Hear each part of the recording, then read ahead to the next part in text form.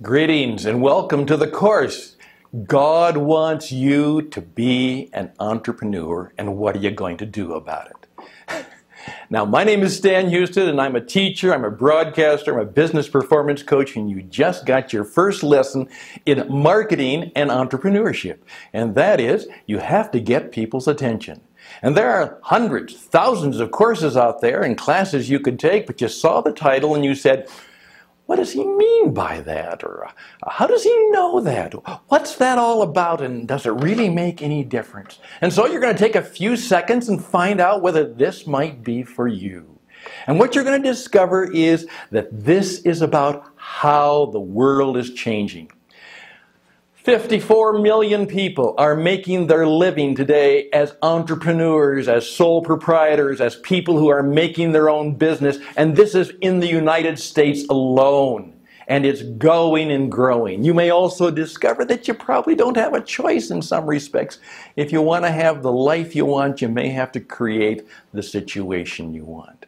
You're also going to discover that what I want is for this class to be about 1 hour, a little more, maybe a little less. And you say, but shouldn't it be longer? No. A good class, a good course should be 1 hour. It should give you something that will help you learn. It will challenge you to think maybe differently, so you learn and are challenged and you begin to think.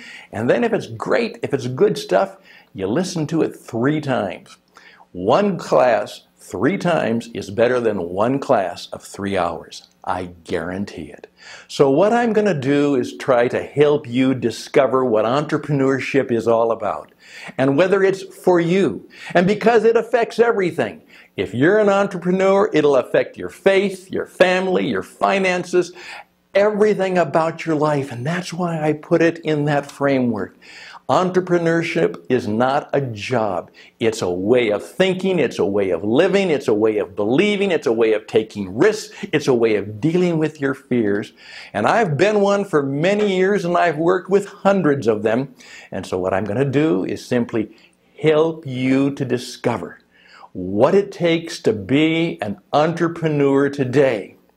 And then for you to decide whether that's a course that you not only should take, but a course for your life. So I look forward to you joining me for a class that is just going to challenge you with the statement, does God want you to be an entrepreneur? That's the question. And I'll simply say, God wants you to be an entrepreneur. Think about it, deal with it, and then let's talk about it and learn about it. I hope you'll join me. We'll see you soon.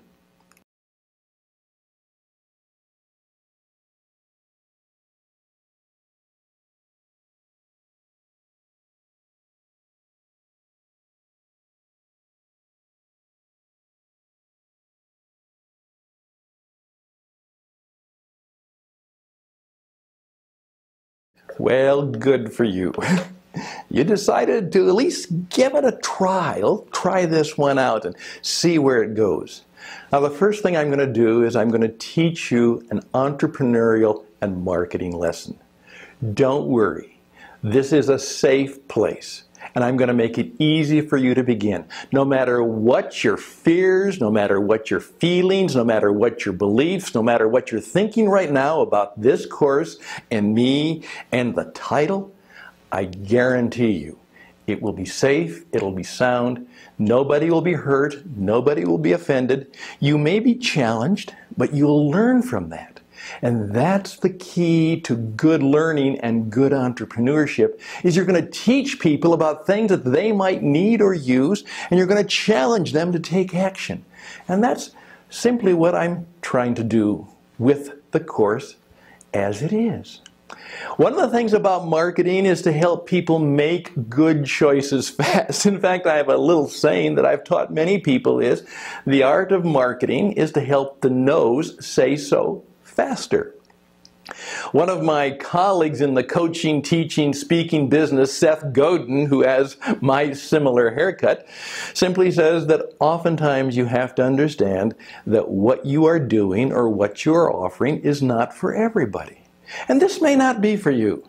Some of you really have no interest in entrepreneurship at all, and then this class is not going to be helpful for you.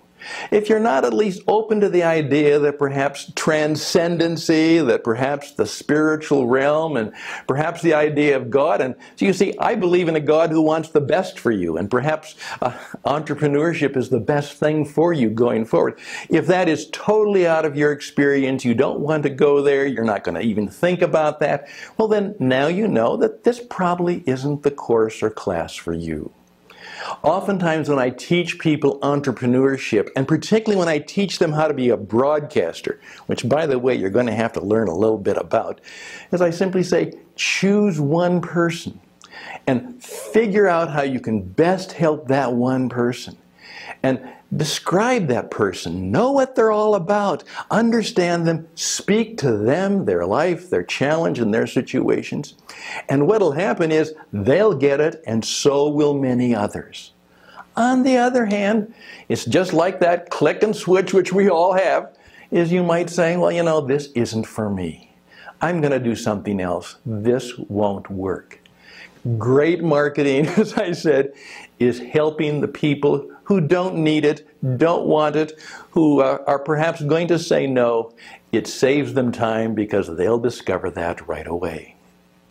I'm assuming, though, that you are interested in a life of being an entrepreneur, that you want to be a performer, you want to be a person who says, you know what, I don't want to be doing the same thing I'm doing all the time, all day, all my life. I'm thinking of taking the risk, of plunging out there, at least beginning to think about, take action, and maybe even take the plunge to become an entrepreneur. Well, this course, this class is for you. Now, one of the things I want to challenge you with is that I'm in the business oftentimes of making truth claims. I say this is true. Just like this class, I simply say, God wants you to be an entrepreneur, or at least think and act like one. And now, you deal with that truth claim. Can I substantiate it? What do you feel about it? What do you believe about it? Is it really relevant for me? So those are the things that go into a whole new way of thinking. And if you want to be an entrepreneur, as I said, it takes your entire life. If you're a religious person, it'll affect that. If you've got finances, if you've got family, it will take everything. As somebody said, if you want to be an entrepreneur, you have what it takes, but it will take everything you have. And that's true. It is not something that you can kind of play at, think about, work at, dream about. It takes everything about you, spiritually, emotionally, financially, relationally. It is a key part of your entire life. And many times what you're going to discover is, even though you may not discover that you want to be an entrepreneur, going forward you may have to think like one. You may have to understand that the job you have, if you want to be successful, you're going to have to be an entrepreneur. You're going to have to think like an entrepreneur within the enterprise you're in. That's vital. I know that's true because I help people try and work their way up the career ladder. And the only people who are going to make it today are those who think creatively, who think like entrepreneurs. The yes person, the yes ma'am, the yes sir, those kind of people are not going to make it going forward. And also because of the way things are happening, many of us are not going to have a choice anymore. A whole series of jobs and professions are going to be outsourced. People are not going to hire people. They're going to hire contract workers. They're going to get gig workers. The freelance economy is going and growing. And what I want you to do is I want you to say, I at least want to be a part of thinking about that. I at least want to be involved in it so I know that when the time comes I can make some good decisions about whether I should be an entrepreneur. Now what I want to do in this class, and I've had many years of experience, and I'm a coach and I'm a broadcaster and I'm a teacher, I'm going to just simply put some things in front of you, some ideas, some challenges, some information, and in doing that, you respond to me. You can personal message me, you can ask me questions, you can start discussions, and what I will do, and this class and course will begin to go and grow. In fact, it will have an ending, but it will never quit. You keep joining and we keep adding to it. So that's what I want you to think about, what I want you to do, and I want you to continue. Now, as an entrepreneur, just like any marketer, I hopefully will now convince you that the next thing you're going to do is listen to lesson 2. And that's going to be on this subject. You were made to join the Almighty Creator in creating things. And until you create things, you will never be truly happy. Now that's the next lesson on the challenge to you that God wants you to be an entrepreneur.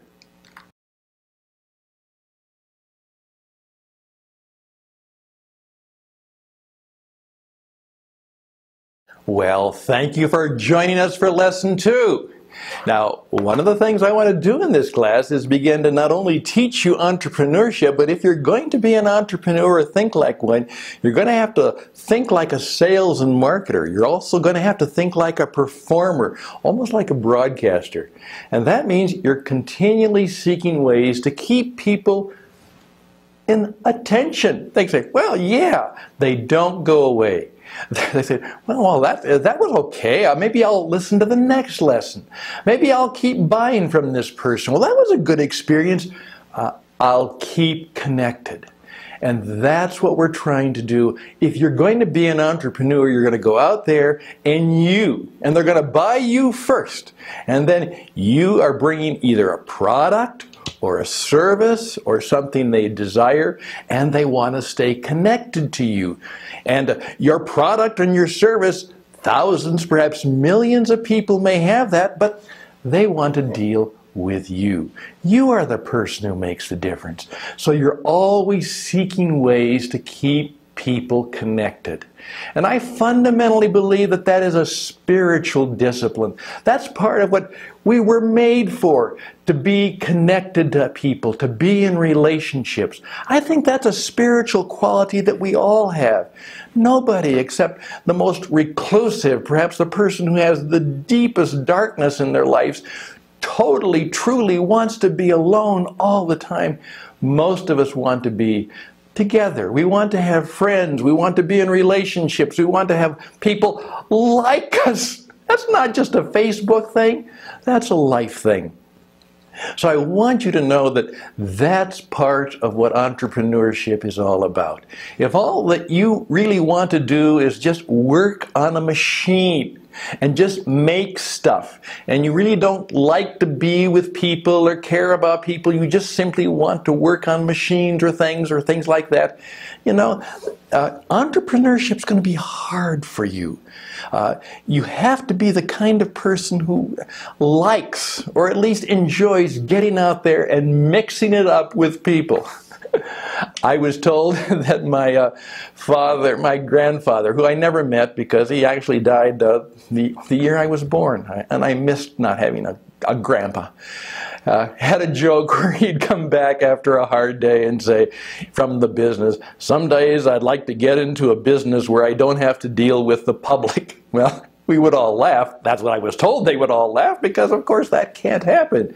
If you're going to be in business, you have to deal with the public and all of the goodness and roughness and sometimes badness and ugliness and sometimes sweetness that comes out of that.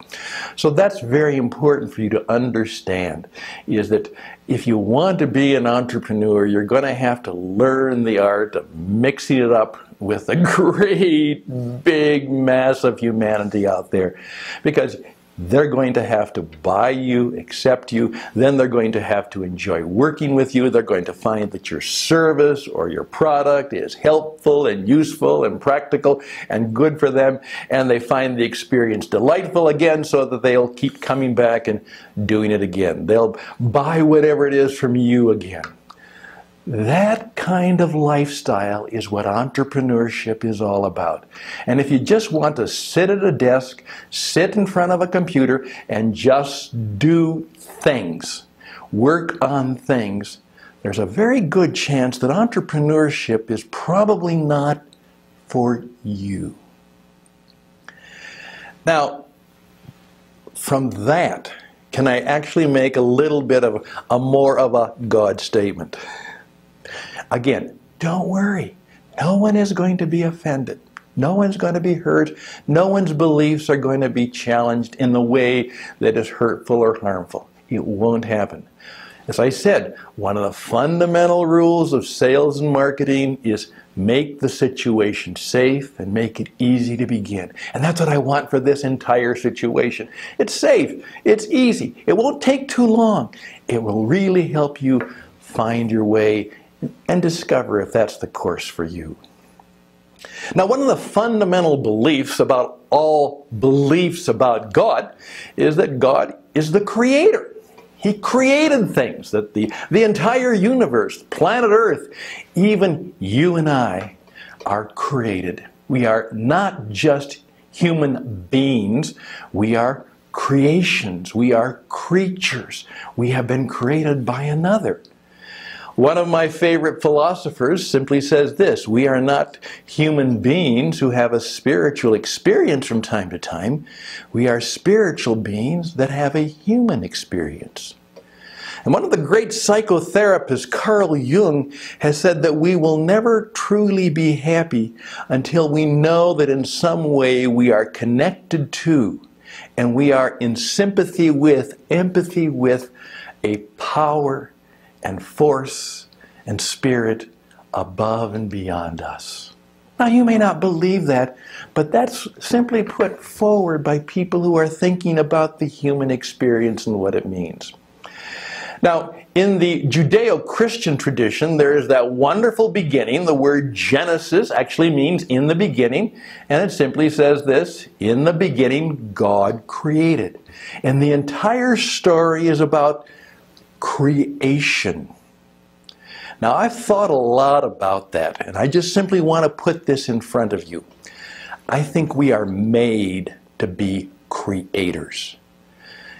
Supposedly, the story tells us that we're kind of special in that we're made in the image of God. Now, my wonderful Jackson the Wonder Dog, this wonderful dog that I have, Jackson is a wonderful creation. He's kind of a gift to me, almost a God gift, because I love him and I work with him and I walk with him and everything else. But you know, Jackson really doesn't create anything. You know, he sleeps and he eats and he's warm and comfortable and wonderful dog. But Jackson doesn't do work. He doesn't create things. Human beings are made to create things. Many times I have discovered is that the reason people hate their job is because they're just doing stuff over and over and over. They're just stuffing. And I use the M word. Oftentimes we're messaging things. We're managing things. We're marketing things. We're moving things around. Moving things around, marketing things, messaging things. And unfortunately, many of us don't have the experience of making things. Now, I have discovered that I am most happy when I'm making things, when I'm making relationships, when I'm making programs like this video, this course, this class. Literally, I oftentimes find that when I go out and cut roses and make a bouquet for my wife, I'm happy. I made something. For many of my friends, I actually have a little shop where I make custom pens.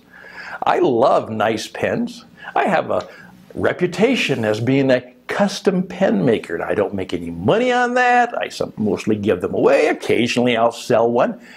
But I get great joy out of making something.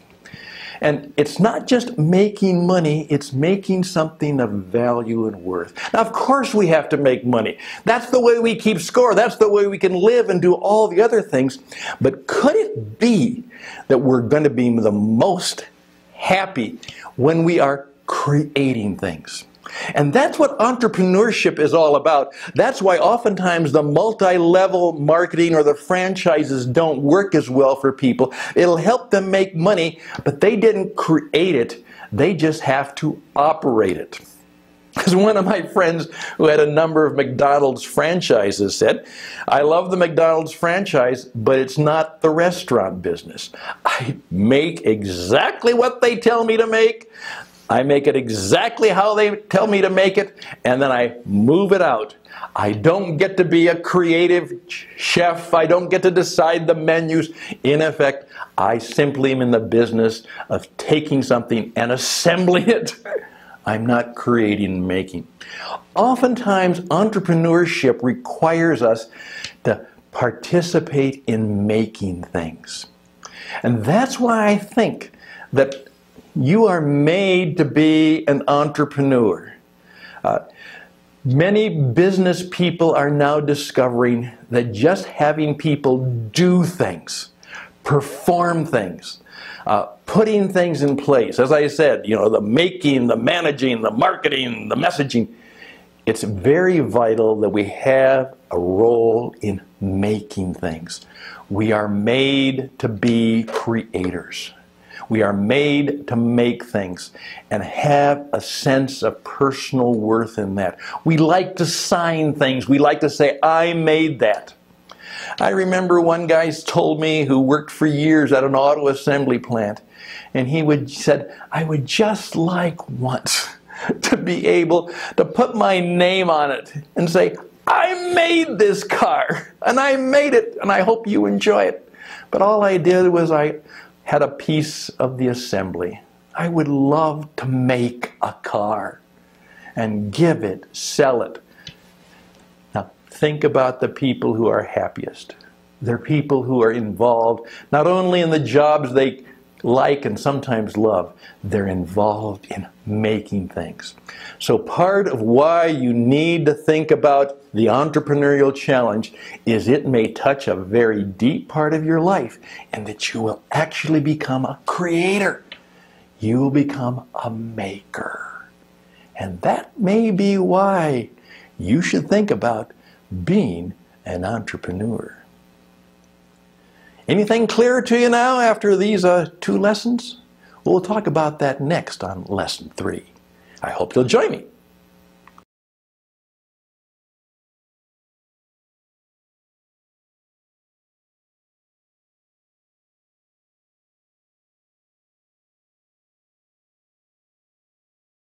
Well, good for you. You came back for Lesson 3. Now let me teach you another little lesson just to begin with. One of the sayings that many of the people who've worked with me throughout the years have actually taken on as part of their own life. In fact, it's cost me a little bit of money because one guy simply called up and said, I asked the question myself and now I don't need to talk to you and I don't need to pay you. Well, here it is. It's reported that supposedly the great 18th century transcendental thinkers in New England, in the United States, and North America, Ralph Waldo Emerson and Henry David Thoreau, many of you may have heard of them, as they made their way around their life and business and their work in Walden Pond in Massachusetts, they had a line. And the story is that when they would meet each other, they would simply say, since we last met, what is clear to you now?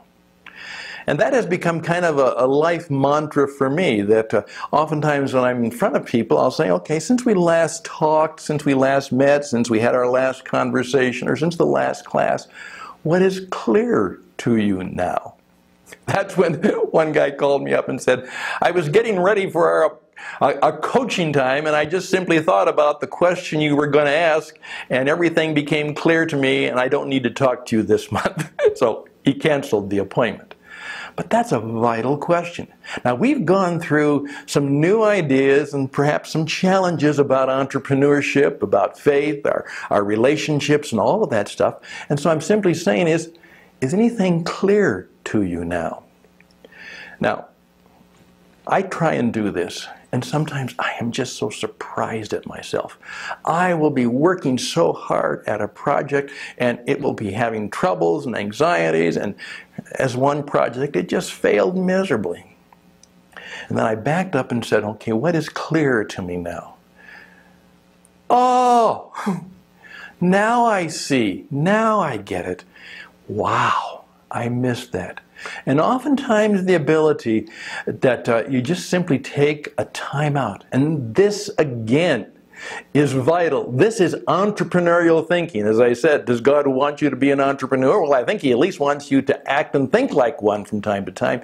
What you're simply saying is, yeah, what is clear to me now? Thoughtfulness. If you are not a person who's going to be committed to thoughtful living, if you just want to go through life and do the stuff, if you're not committed to really thinking and challenging yourself and asking about clarity and seeking it from others and seeking counsel and advice, entrepreneurship is not for you. If you think you're the smartest person in the room, if you think everybody else is stupid, if you think that nobody can do it better than you can do it, I guarantee you this probably isn't your deal. This isn't your gig.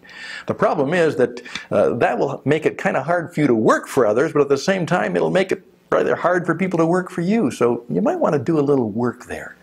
But what is clear to you now is a key entrepreneurial lifestyle question. And the God that I believe in likes us to do that, to do reflection on ourselves and our lives and how we're living and how we're acting and how we're treating others, and to be thoughtful and meaningful. Not only thoughtful in the terms that we think, but thoughtful in how we treat others. So, as I used to say on the radio, just let that kind of sit on your head for a while. Now, if you want to be an entrepreneur, you're going to have to deal with the great big F word. And no, it's not the word some of you might be thinking about. What it is simply fear. Fear kills everything. I've been known to say that. It actually was one of the first chapters in one of the first books that I wrote. And this is the story behind it. I remember one time when a group of us were at a party. It was a kind of a family reunion, as one of the aunts and uncles was celebrating a major wedding anniversary. And of course the older folks at that time were doing their deal. And those of us who were a bit younger, the cousins, we were doing our deal. And it was just at that time that one of the cousins said, you know what, I just quit my job. You know, when you hear that, you always are a little bit startled. Well, why did someone quit their job?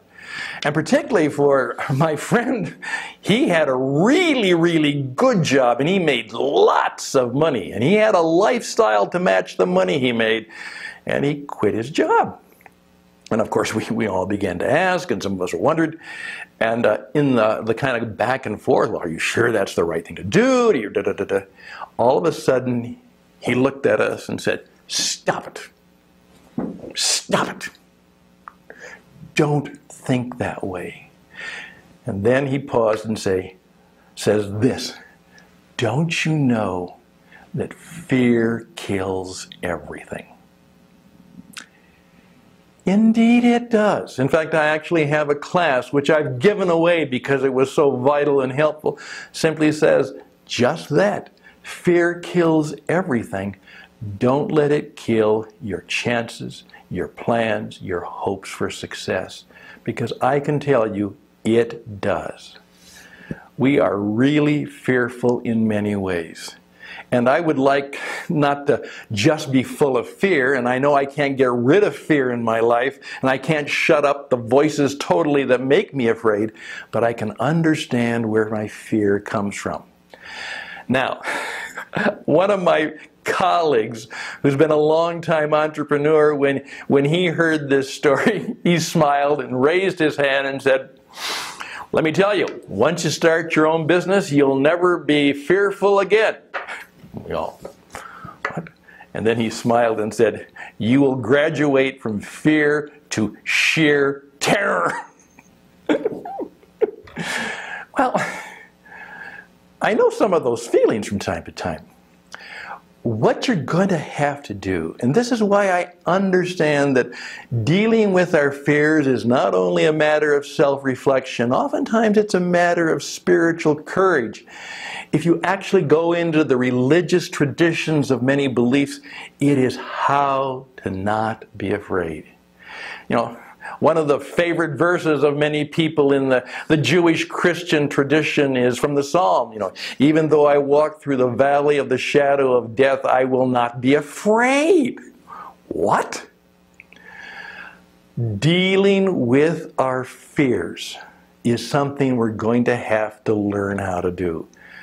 Now, I simply am putting forward in this class the fear of poverty, which is going to be a big one in your life, will really be big because you're not going to get that regular paycheck. You're not going to know that someone is going to put some money in your bank. You may have times where someone says, you know, what, it's feast or famine, and right now it's famine. What I want you to understand is if you're going to be an entrepreneur, it's going to be fearful at times, and you're going to be full of fear, and you're going to have to find a friend or a colleague or a way, a relationship, perhaps spiritual and emotional, God-given courage to learn how to deal with your fears.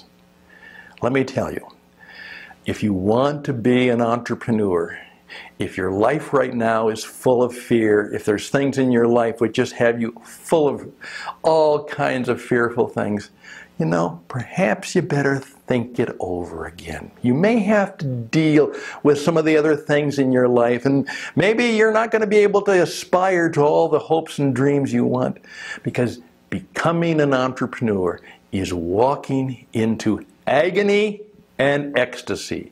It's the best of times, it can be the worst of times. There'll be times of unblemished, unbroken, great happiness and joy. And there will be times in which you say, oh my God, why have you forsaken me? Where is this leading me? And sometimes you'll have businesses and projects that go flat broke, and you'll feel terrible, like a miserable failure, and we all fear failure. And there'll be times when, bang, it all comes together. You've heard that line, I love it when a plan comes together, and it's a good deal, a good sale. It made money, it was helpful, it was useful, and it brings us to the next adventure in our life. And that's key.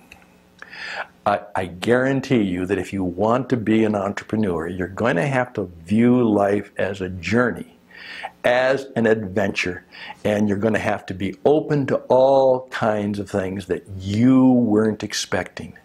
Now, most of us don't like unpredictability. We don't like all those things.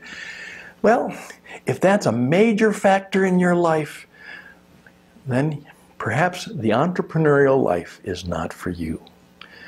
I'm simply going to encourage you, talk to me. I've got all kinds of help, but you're going to have to understand that if you want to be an entrepreneur, if you want to go to flourish, as one of my friends says, the goal of entrepreneurship is to flourish in life, you're going to have to learn how to leave the valley of fear to walk up the mountain and see the high vision and feel the fresh air of flourishing. But fear kills everything. Don't let it kill you. Well, there we go. And I hope you'll join me for lesson 4 on God wants you to be an entrepreneur.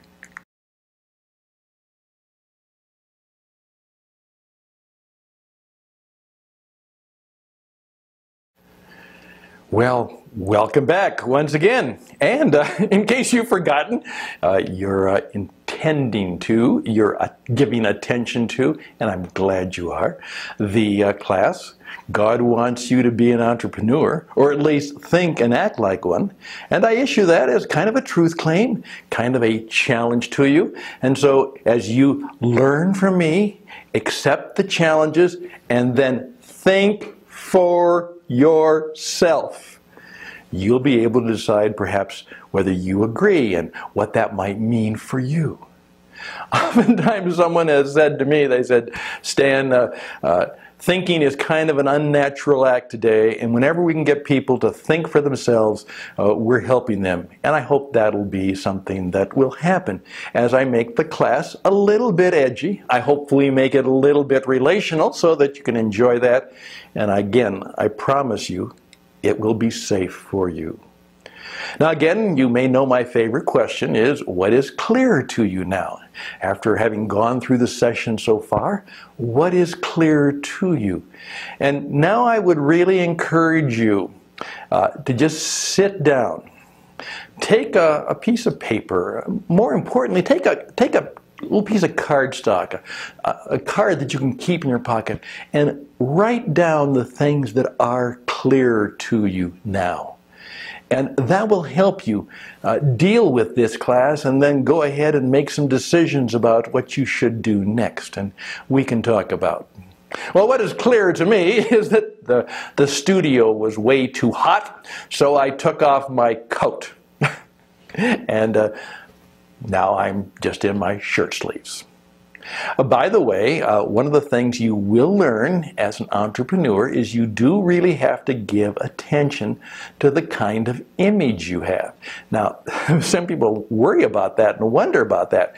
Once you become an entrepreneur, people are buying you as much as they are buying the product or service. So when you do that, and I don't care whether you have a Roto-Rooter franchise, or whether you have your own car dealership, or whether you are simply a person who's doing an accounting job, whatever that might be, is people have certain images that they want, that they associate with people who perform those kind of services. And so once you decide to enter entrepreneurship, there may not be a dress code that is given to you by a company, but there is a dress and image and appearance and performance code that your clients or your customers or the people you want to work with are beginning to expect, and so you always need to give attention to your image. One of the lines, again, is kind of quotable, but you can use it. It says, image is not everything, and it's not, but it is the first thing. May I say that again?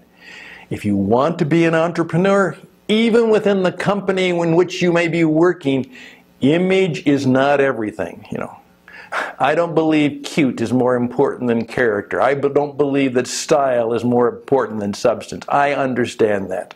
And certainly, you know, as I say, if you're looking for a pretty face, I'm not it. My favorite line is, I have a face made for radio. The point is that you do have to give attention to your image and how that is going to work. So I really encourage you to think about how you will appear to other people. And you're going to have to give consideration to that. And if you want to be an entrepreneur, you're going to have to learn, as someone would say, the art of costuming yourself. You're going to have to create an image. You're going to have to create a persona. You're going to have to be something that brings people into the arena of goods and services that you're trying to offer them. If you have a hard time with that, if that just simply turns you totally off, if you don't want to deal with that, then again, maybe the world of entrepreneurship is not for you. Again, I'm simply trying to help you understand whether it's true for you that you're supposed to be an entrepreneur. Now, after this, you're going to have to decide, if I'm going to be an entrepreneur, what am I going to offer people? And now, what I'm going to challenge you to do is sit down and say, how can I get people to perform an unnatural act? Now, don't take that wrong. I simply mean this. We're all aware of that. All of us have a wallet or a checkbook or a credit card, and I've got all three here. We want people to look at us, look at our goods, look at our products, look at our services, look at whatever we offer, and then they do something which they really don't want to do. And you know what that is? They actually give us money. Well, you see, they would rather keep their money. They'd prefer not to give it to us. They'd prefer to keep it and use it for something else. And so what do we have that could be so compelling, so helpful, and so useful that we believe that by packaging it right, presenting it right, putting it in front of people, telling the story, that we could get people to do something they really don't naturally want to do, and that is to take their wallet, to take their credit card, and not put it back in their pocket, but actually to make a purchase. Now, what I want you to do is to go through, and this is where it becomes where coaching or consulting or just colleagues and friends could help you. What could you do that you could do it well enough that people would pay you to do it? Or what would you like to do that you could learn, or you could get associated with, that you could get help with, that you could do, that people would give you money? As one of my friends discovered what he could do really well, and he left the insurance business because what he could do well is, you know what, it finally came to him that he could teach and speak and sing and write songs. And that's what he really wanted to do. And he got good at it. His teaching, particularly in the issues of safety, because he had worked in the insurance business where there were terrible, terrible accidents because of carelessness. And he was involved in that. And so he knew something about helping people be safe and how to have safe business practices that would both save you money and, as he would say, save lives. And at the same time, he decided that what he really wanted to do and had never been allowed to do is he loved to sing. And so he took some time to learn how to sing and play the guitar. And then he got good at it. And then he began to actually write some of his own songs. And what he created was his own personal destiny, in which he created something that he could go into the world with, go into the marketplace with, and he could present it, he could offer it, he could carry out his promise, and people would find it worth paying for. Now, that's the job you have in front of you right now in the middle of this class. And that's why this class is not meant to be 3 to 5 to 7 hours. Because the time that you need is not in front of me having me blabber about entrepreneurship. The time for you right now is to take some long walks, to talk to friends, think about it. What is it that I could offer, that I believe that I could do well enough that people would pay me to do it? Now, I'm going to surprise you. Almost all the things that you love to do, you might find that in that love of things and the things that give you joy, there perhaps is rooted in there something that you could do that could lead you to an entrepreneurial lifestyle. You could find the thing that really gives you not only the joy and happiness, and it doesn't even feel like work, but it has value, and a value that could be perhaps massaged, created, packaged, so that you could actually offer it to other people and they would pay you for it. And eventually you'll go to the Shark Tank and they'll say, what a great idea that is, and maybe they'll help you finance it. Do you see, all of that is taking the entrepreneurial life, which is, I'm going to try and create something of value for people, and it will be so valuable is they will pay me for it. Now, you don't need more lectures on that, but boy, you can ask me a lot of questions. And so right now the assignment is, take some time to come up with some ideas. Just some wild and crazy, as I say, blue sky, green light, let it flow. Don't let anyone judge you. Don't let that back mean guy, that lizard brain say, oh, you couldn't do that. You're dumb. You're stupid. You could never achieve that. Don't let that person or that figure of whatever speak that kind of thoughts to you now. We can talk about reality later. Right now, take some time to gain some clarity as to how you could create something that is worthwhile and valuable for others. God will help you. I know that. I believe that. He is the origins of all creativity. He is the origins of all good ideas. So perhaps it might be good to give him a call. He just might be able to help you out. Well, thank you. We're about halfway done. And the challenge before you is deal with it. God wants you to be an entrepreneur, or at least think and act like one. We'll see you around the corner.